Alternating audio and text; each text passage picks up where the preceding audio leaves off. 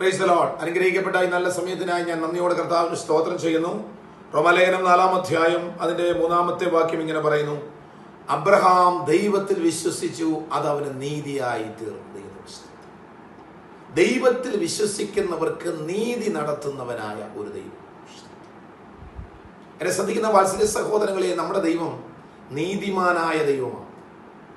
നമ്മുടെ ദൈവം നമ്മുടെ സൂക്ഷിപ്പുകാരനായ ദൈവമാണ്. അനീതി ചെയ്യുന്നവരെ മാറ്റി നിർത്തി നീതി ചെയ്യുന്നവരോട് ചേർന്നിരുന്ന് നീതിക്ക് വേണ്ടി നമുക്ക് വേണ്ടി പ്രവർത്തിക്കുവാൻ സഹായിക്കുന്നവനാണ് നമ്മുടെ കർത്താവെങ്കിൽ, അബ്രഹാമിന് ദൈവം സകലതും നീതിയായി ചെയ്യാനുള്ള കാരണം എന്താണ്? അബ്രഹാം ദൈവത്തിൽ വിശ്വസിച്ചത് കൊണ്ടാണ്. ഇന്ന് പകൽക്കാലം നമ്മുടെ വിശ്വാസം ദൈവത്തിലാണോ എന്ന് നാം നമ്മളോട് തന്നെ ഒന്ന് ചോദിക്കുക. ദൈവിക വിശ്വാസമാണ് നമുക്കെല്ലാം നൽകുന്നത്. അവനെ കൈക്കൊണ്ട് അവന്റെ നാമത്തിൽ വിശ്വസിക്കുന്ന ഏവർക്കും ദൈവമക്കളാകുവാൻ അധികാരം തന്നിരിക്കുന്നു. ദൈവത്തിന്റെ മക്കളായി തീരുക, അത് വിശ്വാസത്തിന്റെ അടിസ്ഥാനത്തിലാണ്. നമ്മൾ കർത്താവിൽ വിശ്വസിക്കുമ്പോഴാണ് നമുക്ക് പാപമോചനം ലഭിക്കുന്നത്.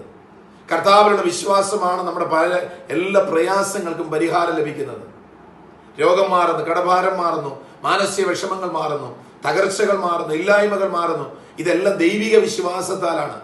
കർത്താവിന്റെ പകൽക്കാലം നമ്മളോട് ഓരോരുത്തരോടും ചോദിക്കുന്ന ഒരു ചോദ്യം: നിങ്ങൾ എന്നിൽ വിശ്വസിക്കുന്നുവോ? സ്തോത്രം. ആ കർത്താവിലുള്ള വിശ്വാസത്തോടു കൂടി ഈ പകൽക്കാലം ജീവിക്കുന്നുവെങ്കിൽ, എന്നെ ശ്രദ്ധിക്കുന്ന വാത്സല്യ സഹോദരങ്ങളെ, നിങ്ങൾക്ക് ദൈവം പല നീതിയും ചെയ്തു തരാൻ പോകുകയാണ്. അനീതിയായി നിങ്ങളിൽ നിന്നും പലരും പിടിച്ചുകൊണ്ടു പോയതൊക്കെ ദൈവം, നീതിമാനായ ദൈവം നിങ്ങൾക്ക് തിരിച്ചു നൽകാൻ പോവുകയാണ്.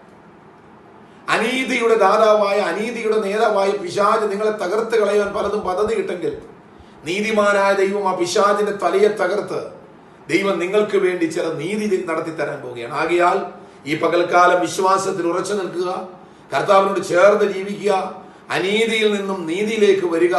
കർത്താവ് നിങ്ങളെ സഹായിക്കും. അതിനായി ദൈവകരങ്ങളിൽ സമർപ്പിക്കുക. കർത്താവിൽ നിങ്ങൾ വിശ്വസിക്കുക. ദൈവം നിങ്ങൾക്ക് നീതി നടത്തി തരും.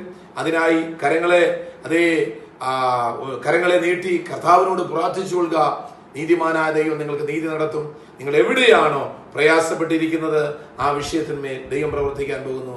ഈ വചനങ്ങളാൽ ദൈവം നിങ്ങളെല്ലാവരെയും അനുഗ്രഹിക്കുമാറാകട്ടെ. ആമേൻ.